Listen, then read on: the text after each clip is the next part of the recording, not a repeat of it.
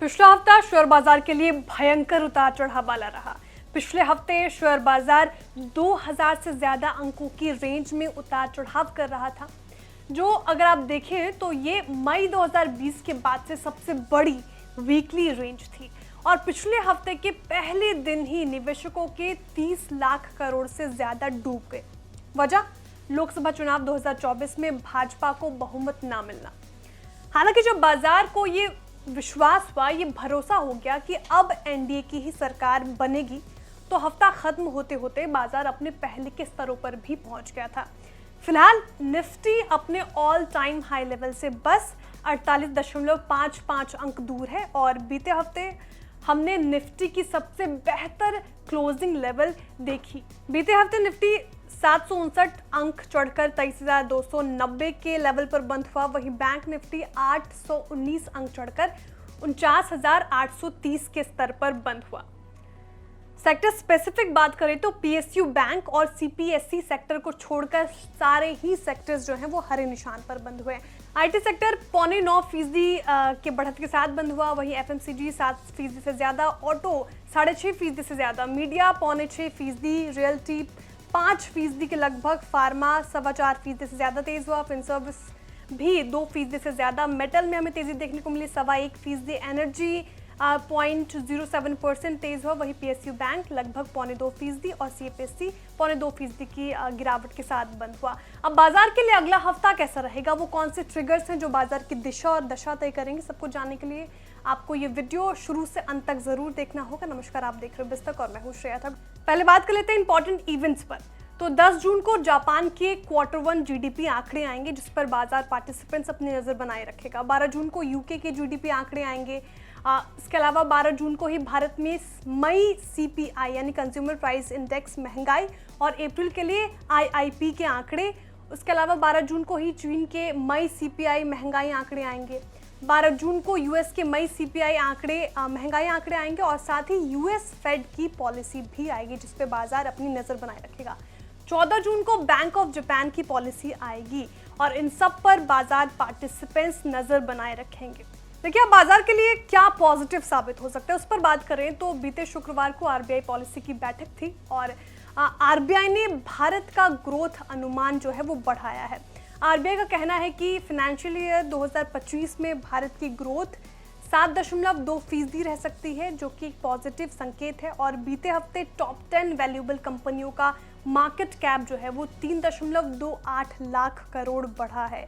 ये भी एक पॉजिटिव सेंटिमेंट बाजार पर दे सकता है। नॉर्मल से ज़्यादा मॉनसून का जो अनुमान है बाजार के लिए ठीक है। आईएमडी का मानना है कि मॉनसून लॉन्ग पीरियड औसत के मुकाबले 106% रह सकता है और जिससे अच्छे मॉनसून से ग्रामीण इकोनॉमी के लिए एक अच्छा संकेत है और ये अच्छा साबित हो सकता है। एफएमसीजी और टू व्हीलर्स कंपनियों पर बाजार जो है अपना फोकस बढ़ाएगा इस आने वाले हफ्ते के लिए।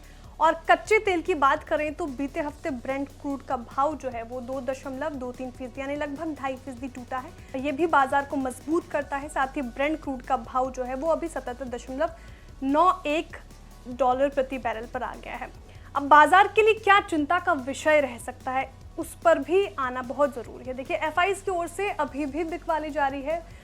जून में अब तक फॉरेन इंस्टीट्यूशनल इन्वेस्टर्स ने 14,794 करोड़ के शेयर बेचे हैं। 2024 में अब तक एफआईआईज ने 38,158 के शेयर बेचे।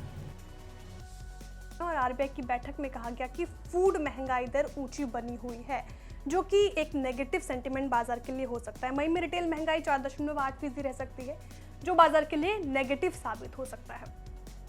आईपीओ के मोर्चों पर क्या हलचल रह सकती है उस पर बात कर लेते हैं। तो 10 जून से शुरू हो रहे सप्ताह में 2 नए आईपीओ दस्तक देने वाले हैं। इनमें मेन बोर्ड सेगमेंट में एक होगा और एसएमई सेगमेंट में एक आईपीओ आएगा।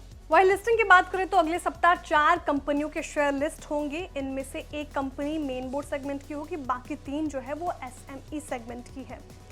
नए खुलने वाले आईपीओ में ट्रैवल टेक्नोलॉजीज फर्म IXIGO की पेरेंट कंपनी ले ट्रैवनियस टेक्नोलॉजी का आईपीओ जो है वो दस्तक देगा 10 जून को।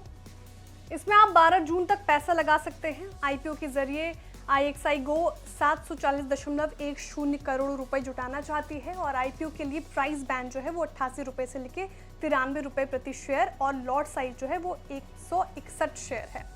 इशू क्लोज होने के बाद शेयरों की लिस्टिंग जो है वो BSE और NSE पर 18 जून को हो सकती है। अब SME सेगमेंट में कौन सा IPO आने वाला है उस पर बात कर लेते हैं। तो यूनाइटेड कॉट फैब IPO 13 जून को खुल रहा है और कंपनी इसके लिए 36.29 करोड़ रुपए जुटाना चाहती है।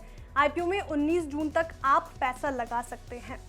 IPO के लिए प्राइस बैंड 70 रुपए प्रति शेयर फिक्स किया गया है। मिनिमम लॉट साइज जो है वो 2000 शेयर है। इशू क्लोज होने के बाद शेयरों की लिस्टिंग BSE और SME पर 24 जून को हो सकती है। शुक्रवार को सेंसेक्स ने 76,795 का रिकॉर्ड हाई लगाया और इस बात की पूरी संभावना है अब कि अगले हफ्ते यानी सोमवार को निफ्टी भी मोदी 3.0 को सलामी देगा। निफ्टी अपने रिकॉर्ड लेवल से, जैसा कि मैंने आपको पहले भी बताया, 48.55 अंक दूर है और निफ्टी का अब तक का रिकॉर्ड हाई लेवल 23,338.70 है, जो उसने एग्जिट पोल्स के बाद बीते हफ्ते सोमवार यानी 3 जून 2024 को छुआ था।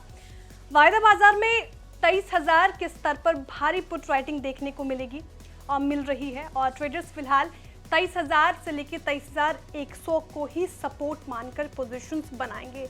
जानकारों की माने तो नई कैबिनेट के गठन का भी बाजार पर बड़ा असर देखने को मिल सकता है। सोमवार को बाजार कैसे रिएक्ट करेगा वो देखने वाली बात होगी, लेकिन हमने आपको तमाम फैक्टर्स गिनवा दिए जो बाजार की दिशा और दशा तय करेंगे। आपको ये जानकारी कैसे लगी कमेंट में जरूर बताएं। वीडियो को लाइक करें, चैनल को सब्सक्राइब करें और देखते रहिए बिस्तक। और एक स्पेशल अनाउंसमेंट, ये जो खबर थी हमने आपकी जानकारी के लिए पेश की थी। भारतीय बाजार में कोई भी निवेश से पहले अपने सेबी रजिस्टर्ड फाइनेंशियल एडवाइजर की सलाह लेना न भूलें।